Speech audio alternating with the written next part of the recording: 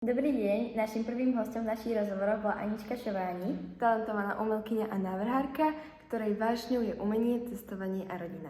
Videla som, že vaša práca je hlavne inšpirovaná Fridou. Áno, aj. Prečo vás tak nadchla? Mám rada silné ženy, mám rada silné ženské príbehy a Frida ma nadchla kvôli tomu, lebo ona napriek svojej diagnóze, svojej vlastne detskej obrne a potom aj dosť vážnemu úrazu, ktorý mala vlastne ako mladá, tak sa neuzavrela do seba, práve naopak začala rozvíjať svoj talent, svoju vášeň. Napriek nielen ťažkostiam osudu, ale aj dobe sa prerazila, preslávila vo svete, v ktorom dominovali muži a vlastne nedala sa i napriek bolestiam a išla si za svojím snom a vlastne si myslím, že dosť úspešne. Máte také ženy aj v živote? Mám. Môžeme zleviť napríklad. No, určite najsilnejšou ženou v mojom živote bola moja mama.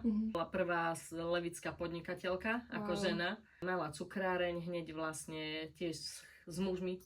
Čiže určite to bol môj najväčší vzor. Poznám veľmi veľa silných žien a som rada obklopená s nimi. Kde hľadáte inšpiráciu? Všade okolo mňa ženy, mladé dievčatá, húževnaté, farby, príroda, hoci kde. Ale mne väčšinou sa zvykne tak ako skrsne myšlienka a ja som bohužiaľ taká, že nemôžem ju už nechať ísť. Áno. Už ju musím spracovať a robiť s ňou. Hej, čiže väčšina tých mojich nápadov, ktoré sa mi zrodia v hlave, buď keď spím, alebo ja neviem, len tak, z ničoho nič, hneď si ich musím zapísať, dať na papier a proste už tá moja vôľa je taká neoblomná, že musím ísť za tým. Máte nejaké obľúbené miesto, kde malujete? Napríklad v Leviciach? Áno, mám ateliér. Už konečne vlastne po dlhom čase mám ateliér doma.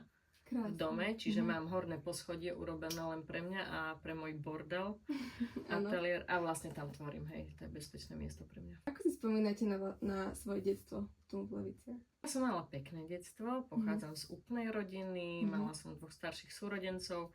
Je super, že mamina aj napriek tomu, že podnikala, možno by prijala mať nejakú, ja neviem, buď právničku, alebo možno nejakú ekonómku doma, tak ma nechala ísť za môjim snom a mohla som študovať na umeleckej škole. Tak. Ešte by som sa trošku vrátila k tomu detstvu, že v ktorej časti Levic ste vy vyrástali? Na Rybníkoch 3. Na Rybníkoch, dobre. Na Rybníkoch a my sme ako veľmi dobre sme sa tam mali. Strašne veľa rovesníkov som tam mala. Ja som bývala na 4., ale už od prízemie 1., 2., potom aj 3., 4., 6., 7. sme boli proste partie. Bolo to super. Aké miesto ste najčastejšie navštevovali?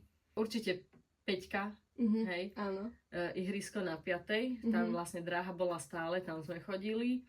Garancia, hej, stavby sme vyhľadávali, kde sme sa hrali na stavbách a podobne. Ale my vtedy sme ani nepotrebovali ihriska, my sme hrali veď gumu. Áno. Hej, Hlavne, gulky, presne, čokoľvek, hej, na zem, škôlku, čokoľvek. Hej. Myslíte si, že vás nejako ovplyvnilo prostredie Lavíc?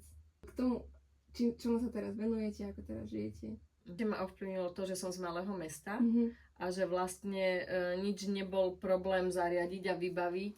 Sme na tých rybníkoch žili tak akože súdružne, tak nikdy som nemala problém sa nejak adaptovať v nových krajinách, že som cítila takú blízko vždy všade.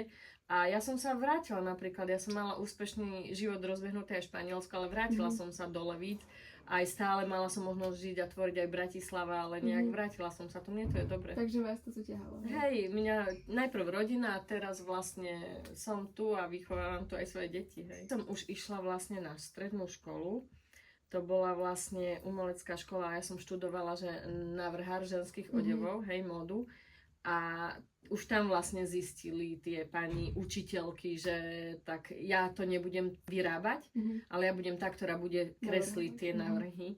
Takže už vtedy mi tam dali voľnú ruku, že áno, že boli tie moje kresby také iné. Vtedy sme už boli hneď v Trenčín mesto módy s mojimi odevmi na prehliadke. Čiže, čo vás inšpirovalo? No, ako urobiť modnú prehliadku? No, ja keď namalujem obraz, to je ako moje dieťa, hej. Ja ho mám rada, ja sa s ním tak súcitím a potom samozrejme každý autor chce predať to svoje dielo, takisto som bola aj ja, že som to predala a potom mi ostalo smutno, že už ho nikto neuvidí, hej. Síce je mi cťou, že u niekoho doma visí ten obraz, že sa z neho tešia. Som si povedala, že ako ukazovať ďalej tie obrazy, tak som ich začala dávať len na trička najprv.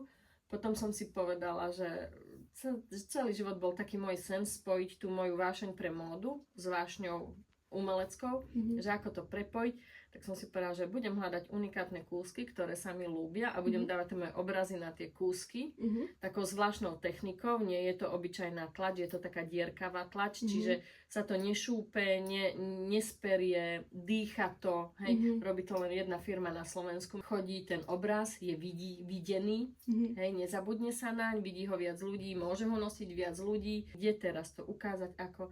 Tak sme urobili s mojou sestrou vlastne módnu prehliadku. Minulý týždeň som mala talk show tu v jednom podniku a asi, ja neviem, 10 ľudí prišlo v mojom oblečení, čo už majú. Ja som videla vaše kúsky a sú naozaj veľmi pekné. No, tak som sa potešila. Hej, no jasné, že to teší, je to taká hrdosť, že toto som ja. Máte nejaké miesto, ktoré by ste napríklad odporúčili niekomu, keby to je prvýkrát v Leviciach? Určite Hrad, aj tam som mala prehliadku, myslím si, že veľmi dobre, židovská škola, synagóga levická. Námestie teraz hlavne na Vianoce večer, ale už aj na jar, keď je to obrastené, vyzerá dobre. Ja si myslím, že my máme veľmi pekné mesto. Aj duch toho mesta je fajn. Máme krásne historické mesto. Ďakujeme krásne za rozhovor. A ja vám.